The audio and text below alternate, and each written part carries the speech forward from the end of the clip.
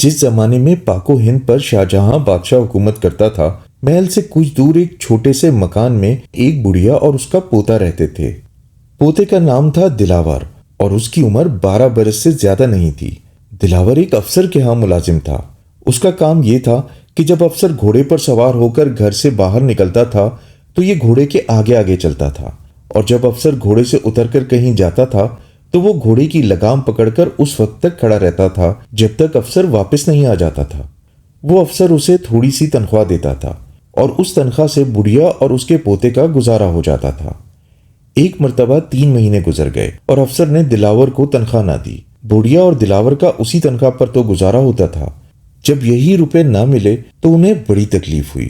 لوگوں کو بڑھیا سے بڑی ہمدردی تھی، اس لیے وہ اس کی مدد کرنے لگے، مگر کب تک؟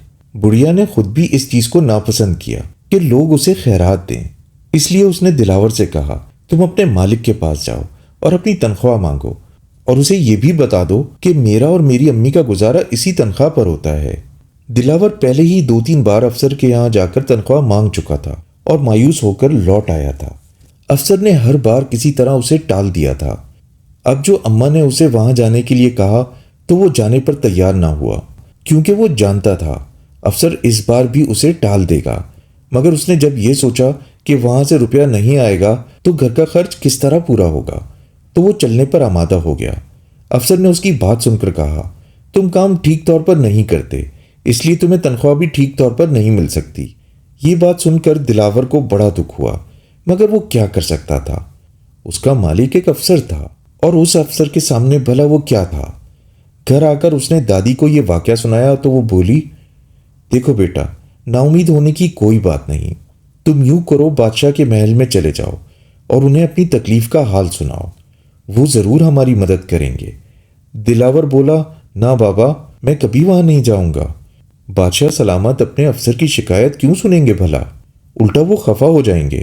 بڑھیا خاموش ہو گئی، لیکن اس نے اپنے دل میں عہد کر لیا کہ وہ خود بادشاہ کی خدمت میں پہنچ کر یہ واقعہ سنا دے گی، کیونکہ وہ بڑے نیک اور مہربان ہیں۔ دوسرے دن بڑھیا محل کی طرف روانہ ہو گئی۔ اتفاق سے شاہجہاں بادشاہ اس وقت محل سے باہر نکل رہے تھے۔ بڑھیا جھٹ سے ان کے سامنے پہنچ گئی۔ بادشاہ نے پوچھا، کیا بات ہے اماں؟ بڑھیا نے جو کچھ سوچ رکھا تھا انہیں بتا دیا۔ بادشاہ نے بڑھیا کی ساری بات بڑے صبر سے سنی اور بولے، اچھا اماں، تم کل دوپہر کے وقت اپنے پوتے کو یہاں بھیج دینا، میں معلوم کروں گا کہ بات اصل میں کیا ہے اور قصور کس کا ہے۔ بڑھیا نے سلام کیا اور اپنے گھر لوٹ آئی۔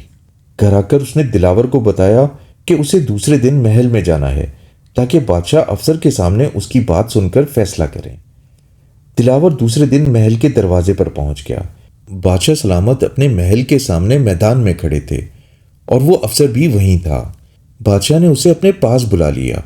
جب وہ وہاں پہنچ گیا تو انہوں نے افسر سے پوچھا، یہ لڑکا تمہارا نوکر ہے اور کیا تم نے 3 ماہ سے اسے تنخواہ نہیں دی ہے؟ افسر بادشاہ کے سامنے جھوٹ کیوں کر بول سکتا تھا؟ اسے سچ بتانا پڑا کہ اس نے لڑکے کو 3 ماہ کی تنخواہ نہیں دی ہے۔ بادشاہ نے لڑکے کی طرف دیکھ کر فرمایا، آؤ بیٹا، اس گھوڑے پر سوار ہو جاؤ۔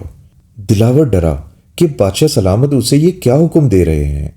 گھوڑا اس کے مالک کا ہے اور وہ اس کے گھوڑے پر کیسے بیٹھ سکتا ہے؟ وہ وہیں کھڑا رہا۔ بادشاہ نے اسے دوبارہ کہا اور اپنے نوکر کو حکم دیا کہ لڑکے کو گھوڑے پر سوار کر دو۔ خادم نے دلاور کو گھوڑے پر بٹھا دیا۔ اب بادشاہ نے مالک سے کہا، جس طرح یہ لڑکا تمہارے گھوڑے کے آگے آگے چلتا تھا، اسی طرح تم آج اس کے آگے آگے چلو اور سارے شہر کا چکر لگا کر آؤ۔ افسر کو اپنے کانوں پر یقین نہیں آتا تھا۔ کیا بادشاہ سلامت اسے ایسا حکم بھی دے سکتے ہیں؟ ایسا تو اس نے کبھی سوچا ہی نہیں تھا۔ بادشاہ حکم دے چکے تھے اور حکم کو کسی طرح ٹالا نہیں جا سکتا تھا۔ گھوڑا چلنے لگا تو افسر کو مجبور ہو کر اس کے آگے آگے قدم اٹھانے پڑے۔ اس وقت افسر کی حالت بڑی خراب تھی۔ وہ اس طرح چل رہا تھا کہ ماتھے سے پسینہ بہہ رہا تھا اور آنکھیں پوری طرح اٹھتی ہی نہ تھیں۔ چاروں طرف لوگ یہ تماشا دیکھ رہے تھے اور طرح طرح کی باتیں بنا رہے تھے۔ خدا خدا کر کے شہر کا چکر ختم ہوا اور وہ محل کے پاس پہنچ گئے۔ انہیں دیکھ کر بادشاہ سلامت محل سے باہر نکل آئے۔ انہوں نے افسر سے کہا، آج تمہیں معلوم ہو گیا کہ اس قسم کی نوکری میں کیا تکلیف ہوتی ہے۔ امید ہے آئندہ تم لڑکے کی تنخواہ نہیں روکو گے۔ افسر نے معافی مانگی اور اسی وقت دلاور کو تنخواہ ادا کر دی۔